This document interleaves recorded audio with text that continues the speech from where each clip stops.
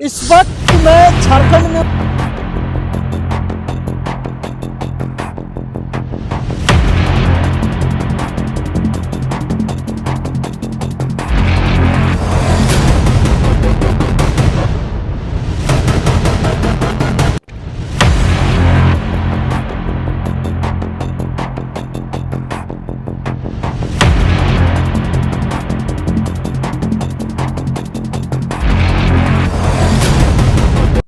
जय हिंद। मैं हूं प्रिंस शुक्ला और स्वागत है आपका क्राइम फ्री इंडिया न्यूज में। आज का इस शो में आप सभी जनता दर्शक का स्वागत है।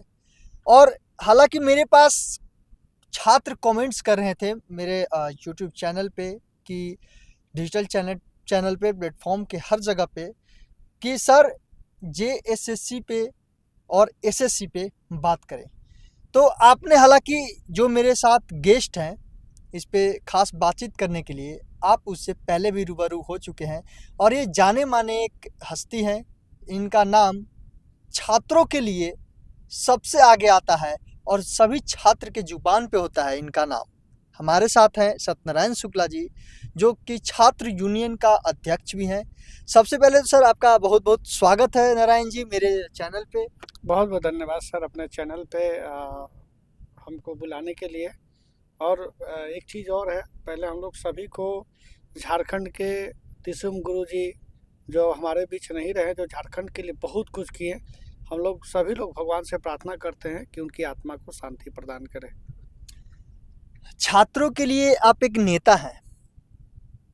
उनके डिमांड, उनके मांग को पूरा करने के लिए बढ़ चढ़ के आप आगे आते हैं और सबसे आगे, चाहे वो कोई भी अधिकारी हो, कोई भी नेता हो, उनसे डट कर खड़े रहते हैं, लड़ते हैं। तो छात्र का डिमांड था। आज हम खास बातचीत करेंगे आपको JPSC पे।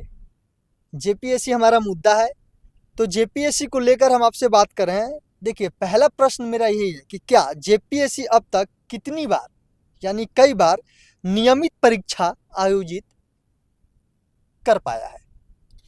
देखिए, JPSC के बारे में आपने चर्चा किया तो मैं बता दूं कि JPSC अनियमितता की भंडारा रही है। अनियमितता की भंडारा कब आई? मतलब कि नियम संगत और अनियम संग, जो नियम के साथ चले कुछ लोग अनियमितता मतलब कि नियम के विरोध चले। अभी तक 25 साल में मात्र 7 JPSC हुआ। ठीक, छठा JPSC आप देख सकते हैं 7 JPSC कैसे हुआ। पहला JPSC, दूसरा JPSC, फिर चौथा JPSC, फिर 7 से 10, 10 से 13 ना, सॉरी 7 से 10, 11 से 13, इस तरीक़ा से पूरा किया गया झारखंड सरकार के द्वारा। आप पहला दूसरा JPSC का इतिहास अगर आप पन्नों पर देखेंगे तो हमारे खुद ही पलामू के 5-6 ऐसे व्यक्ति का चयन हुआ है जो बिना प्रीलिम्स परीक्षा दिए हुए और गाय पर लिख के मतलब लिखित रूप से वो दिए, और आज वो BDO, CO, DSP, अब तो IAS IPS भी बनने जा रहे हैं। तो झारखंड पब्लिक सर्विस कमीशन का अगर पृष्ठभूमि देखिएगा तो अब बताइए कि हमारा झारखंड कैसे अलग हुआ। ये तो खैर अलग ही बात है, बहुत ही संघर्ष से ये झारखंड मिला है।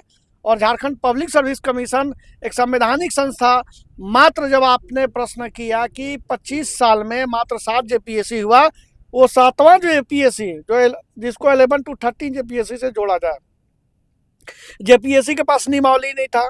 मैंने 4 महीना लगातार संघर्ष करके मुख्य सचिव, कार्मिक सचिव, मुख्यमंत्री की काफिला में घुस कर अपने बातों को मैंने रखने का प्रयास किया। तब जाके झारखंड पब्लिक सर्विस कमीशन के पास नियमावली आया जो आरक्षण रोस्टर का पालन किसी कारणवश नहीं हो पाता था। उसके बाद 11 to 13 JPSC में आप तो अभी और आगे प्रश्न है, उस पर हम जवाब देते ही रहेंगे कि मैंने 11 to 13 JPSC का प्रीलिम्स का मैंने डेट बताया वो सही, मेंस का डेट बताया वो सही, मैंने कट भी बताया सब। उसको भी लेकर हम लोग बहुत लोग हमको ट्रोल भी किए, लेकिन मैं यही मानता हूँ कि धैर्य रखो। अगर मैं गलत होऊंगा तो उसका परिणाम सरकार देगी, कानून देगी। वो कानून से बड़ा ना हम है ना आप है। सबको कानून के दायरे में रख के, संविधान के दायरे में रख के कोई कदम उठाया जाता है। हमने ये कदम उठाया कि 11 to 13 JPSC को लेकर, जैसे आप देखोगे अध्यक्ष नहीं थे। अब झारखंड के पहली बार इतिहास में किसी ने मुंडन करवाया। झारखंड के इतिहास में पहली बार झारखंड पब्लिक सर्विस कमीशन का अंतिम संस्कार निकाला गया। आप देखे होंगे सोशल मीडिया के माध्यम से, जैसे एक व्यक्ति का अंतिम संस्कार निकाला जाता है, उस अंतिम संस्कार की जो प्रक्रिया है वो मैंने पूरा की। मैंने रोते धोते जेपीएससी के नाम से लेके जाते, मैंने मुखाग्नि दी, मैंने मुंडन करवाया। उसके 3 दिन जस्ट उपरांत मैंने सभी प्रतिपक्ष नेता पक्ष को मैंने भोज का आमंत्रण दिया। मैंने वहाँ उसका ब्रह्म भोज किया। उसका जो है से कि ब्रह्म भोज के बाद मतलब पिंडदान तक किया। पिंडदान अपने बताइए अपने पिताजी के रहते मैंने पिंडदान जो है जेपीएससी का किया, ताकि झारखंड पब्लिक सर्विस कमीशन जो हमेशा विवादों में रहना पसंद करती है और झारखंड में ना हमेशा बाहरियों का राज रहा है। आज झारखंड का जो रिजल्ट आया है वो 95% नहीं 96% झारखंडियों का झारखंड पब्लिक सर्विस कमीशन के द्वारा चयन हुआ है। ये झारखंड के लिए बहुत गर्व की पल है और पलामू के लिए गर्व की पल है कि पलामू के बेटा ने भूख हड़ताल पर बैठ के मेंस रिजल्ट निकलवाया। साथ ही साथ वो जहां मैं सोता था, जैसे भूख हड़ताल पर मैं बैठा था, वहां पर गंदी नाली का पानी निकलता था और पानी जब बरसात होती थी तो हम लोग मतलब जो है ना हम लोग सोते भी थे तो वो मरण सेज बोलते हैं जब आदमी के जब अंतिम संस्कार निकलता है, जो और वो जो बांस का जो बना हुआ कुंडी रहता है और कुंडी सॉरी जो बांस का बना रहता है जिस पर आदमी को ले जाया जाता है, उस पर हम लोग हाँ अर्थी पर हम लोग को उसी पर सोते थे। क्योंकि हमने जीवन में तय कर लिया था कि अरे जाना तो अर्थी पर टंगा कर ही है ना। लोग बोलता है कि अरे लाख तुम कमा लो, जाना तो तुमको बांसे पर टंगा के है ना। उसी बांस पर हम लोग सोते थे। वो गंदी नाली का बदबू जब आती थी ना तो हम लोग रात भर सो नहीं पाते थे। हम लोग ओडोमॉस लगा लगा के रात भर कैसू समय काटते थे। चलिए ऊपर वाली की कृपा है, हमारे भगवान नीलाम्बर पीताम्बर की कृपा है, हमारे मरांग गुरु की कृपा है, भगवान बिरसा मुंडा की कृपा है कि हमने बड़े स्तर पे संघर्ष किया। चूँकि हमने संघर्षों के धरती का उपज हूँ और मुझे अच्छा लगता है और मैं ये सब कार्य अनेक प्रकार का करते रहूँगा। लेकिन एक बहुत बड़ा विडंबना थी, बहुत बड़ा विषय था कि मैंने जेपीएससी को लेकर मैं बहुत बड़ा ये रोल लिया और आने वाला दिन में भी मैं अगर देखा जाए तो 25 साल में 7 जेपीएससी हुए, अभी 15 जेपीएससी अगर मान के चले बचा हुआ है, अरे 17 जेपीएससी, तो वो भी मैं 5 साल में करवाने के लिए मैं वचनबद्ध हूँ। इसके लिए आप आश्वस्त रहिए। अच्छा, जेपीएससी की अनियमितताओं से छात्रों पर क्या प्रभाव पड़ा और कितना प्रभाव पड़ा? अच्छा, प्रभाव क्यों नहीं पड़ेगा? प्रभाव अगर हम कह रहे हैं कि आप छोड़िए जेपीएससी, हम बड़े भाई हैं। अगर हमारा छोटा भाई का शादी होता है तो बड़ा भाई पर तो समाज थूकेगा, हंसेगा ही हंसेगा। और जबकि वो मतलब देखा जाए कि 25 साल में 7 जेपीएससी हुआ है। एक तो बच्चों का उम्र सीमा का छूट निकलना जा रहा है, एक तो बच्चों का जो मूल्यवान समय है उनके हाथ से निकला जा रहा है। तो ये दुर्भाग्यपूर्ण है कि नहीं है? मैं इसको मानता हूँ, ये बहुत बड़ा क्षति है। अच्छा, दूसरा है कि पिछले 25 वर्ष में जेपीएससी द्वारा कितनी परीक्षाएं स्थगित या लंबित हो गई थी? देखिए, आप अगर स्थगित और लंबित का बात कर रहे हैं, यहाँ एक जेपीएससी मैंने तो वही ना, मैं जयराम महतो जी को जब मैंने ज्ञापन सौंपा था तो जयराम जी एक युवा नेता, एक युवा साथी हैं, वो थोड़ा सा जोरदार तरीके से और एकदम कटु वचन बोलते हैं ताकि किसी के दिल में लगे, तो हमने भी उनको दिया। लेकिन अब दुर्भाग्यवश क्या हुआ कि किसी कारणवश जो है से कि मतलब शिबू सोरेन जी के स्वर्गवास के पश्चात जो है विधानसभा स्थगित कर दी गया अनिश्चित काल के लिए। इसीलिए सारी परिस्थिति को देखते हुए वो आवाज़ तो नहीं उठा पाए। लेकिन आपका जो प्रश्न था कि एक बार रिपीट करिए ना प्रश्न। मेरा प्रश्न ये था कि जेपीएससी के लेकर छात्रों को अनियमितताओं पर कितना असर पड़ा, कितना प्रभाव पड़ा? बिल्कुल प्रभाव पड़ा। पहला प्रभाव पड़ा कि एक तो उम्र सीमा में जो है छूट नहीं मिल पाता था, उम्र सीमा उनके हाथ से ज़्यादा निकल गया, पहला चीज़। दूसरा चीज़ पूछे कि आप छठा जेपीएससी 5 साल लग गए, एक तो विज्ञापन लाने के लिए मार कर, उसके ऊपर से अब छठा जेपीएससी जिस समय बीजेपी की सरकार थी, रघुवर दास जी के कार्यकाल की सरकार थी, उस समय 5 साल लग गए। अब बताइए 5 साल में 5 परीक्षा होते हैं। अगर नियमित या अनियमित रूप से जिस प्रकार से हो वो तो लगभग 5 जेपीएससी होना चाहिए था, लेकिन उसमें इतना लगा छठा जेपीएससी में। उसके बाद इनकी सरकार आई, माननीय मुख्यमंत्री शिबू सोरेन जी हेमंत सोरेन जी का कार्यकाल में जब आई सरकार, तो सरकार आने के पश्चात ये देखे उनके भी कार्यकाल में मात्र एक जेपीएससी हुआ। उसको 7 से 10 बलाई किनारे 252 सीटों पर 342 सीटों पर जब आनी थी तो इनके पास नियमावली नहीं थी।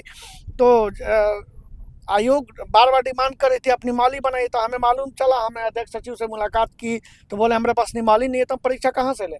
तो हमने उस संदर्भ में हमने मुख्य सचिव कार्मिक सचिव सबसे मिला और मैंने इसको क्लियर करवाया। अब तो मान ली आपके पास नियमावली है, अब तो आपके पास नियमावली है ना। अब आदमी बोलता है ना कि हमको संतान का सुख नहीं मिल गया, अब तो आपके पास परिवार हो गया, तो अब संतान का सुख मिलना चाहिए। उसी प्रकार झारखंड के एक परिवार हो गया, तो उसके जो आयोग के पास एक नियमावली होगी प्रॉपर, तो उसको तो भाई बच्चों को उम्र सीमा के साथ साथ उनको नियमित रूप से परीक्षा और उसका सुख मिलना चाहिए, है ना। जैसे आदमी मरते मरते क्या बोलता है कि हमको अपना पुत्र अपने पोता पोती को देखते हुए मरते तो अच्छा लगता, तो वही आयोग के पास तब तो सब कुछ है। तो आयोग अपना अगर प्रॉपर वे में काम करे, मैं ये सब शब्द इसलिए प्रयोग करता हूँ क्योंकि हम लोग हैं झारखंडी, हम लोग हैं गरीब किसान मजदूर के बेटा, हम लोग हैं उस भाषा को समझते हैं जिस भाषा से लोग मान लीजिए हम आप प्रॉपर वे समझ रहे हैं, लेकिन हमारे माता पिता तो नहीं ना समझते हैं। जी बिल्कुल। हमारे जो झारखंड के आदिवासी मूलवासी है वो सभी सब शब्दों के साथ थोड़ा सा अगर मान लीजिए इस सब चीज़ों को समझते हैं तो ये सब मैं शब्दों का प्रयोग करता हूँ। जी बिल्कुल बिल्कुल, कोई बात नहीं, झारखंड को समझाने के लिए झारखंडी भाषा भी यूज करना जरूरी है। बिल्कुल, बिल्कुल। अच्छा, मेरा अगला सवाल यह है कि जेपीएससी पे नेताओं का राजनीति दबाव कितना पड़ता है? बिल्कुल रहा, राजनीतिक दबाव के ही वजह से ना। आप आज देख लीजिए ना, अगर आप देखिए तो आपके में जो पहला दूसरा जेपीएससी का इतिहास आप पन्नों में देखिएगा तो आजसू के नेता सुदेश महतो जी का भाई ऑलरेडी, हमारे जो चुनू राम जी हैं राधा कृष्ण किशोर का भाई ऑलरेडी, ऐसे 5-6 ऐसे कितने लोग सेलेक्टेड हुए हैं। तो राजनीतिक तक का दबदबा रहा ही रहा है ना। आप अगर राजनीति की बातें करते हैं, राजनीतिक चर्चाएं करते हैं, तो तीनों मेंबर जो बैठे हुए हैं, member Jharkhand public service commission का, ये तीनों मेंबर देखिए पॉलिटिकल पार्टी से हैं, तीनों पॉलिटिकल पार्टी से हैं। तो पॉलिटिकल पार्टी का हमेशा दबदबा रहा है और हमेशा बना रहेगा। ये आप उसको नहीं, उसके छवि को आप उसके सोच को नहीं बदल सकते हैं, क्योंकि सरकार चुन के भेजती है जनता ना। अब जनता चुन के भेजती तो 5 साल के लिए उसको क्या हो रहा है नहीं हो रहा जनता को क्या मतलब है। ये 5 साल में जिम्मेदारी उन छात्र नेताओं पर आता है जो छात्रों का भविष्य, ये झारखंड सरकार छोड़ दीजिए, जो राजनीतिक दबदबा रहा है चाहे जिसका भी रहा है, ये तो इतिहास रहा है भैया कि जिनका सरकार रहा है जिसकी लाठी उसकी भैंस। तो भाई कहीं ना कहीं ये 11 to 13 जेपीएससी में मेरा जो संघर्ष रहा है, ये राजनीतिक संघर्ष, ये राजनीतिक करने वाले व्यक्ति का माने किसी का हम चलने नहीं दिए। सौभाग्य है और झारखंड राजनीतिक करने वाले के लिए दुर्भाग्य भी है, और झारखंड के जनता के लिए 3.25 करोड़ आदिवासी मूलवासियों के लिए सबसे बड़ा सौभाग्यशाली। आप रिजल्ट देखिए 342 में ST SC ऐसे ऐसे व्यक्ति चयनित हुए हैं जिनके घर में खाने के खर्ची नहीं थे ना। वो कितना मुश्किल से दिहाड़ी मजदूरी करके अपने बच्चों को, कहीं हमने देखा कि कोई दर्जी का बेटा सेलेक्टेड हुआ है, किसी के पास कुछ नहीं है तो कोई चीनी देकर मीडिया को सम्मानित कर रहा है, खिला रहा है मिठाई के बदला। तो बहुत ही दुख का पल है, लेकिन हमें आगे आने वाले 10 जेपीएससी के लिए बहुत अच्छे नेक कार्य करने हैं।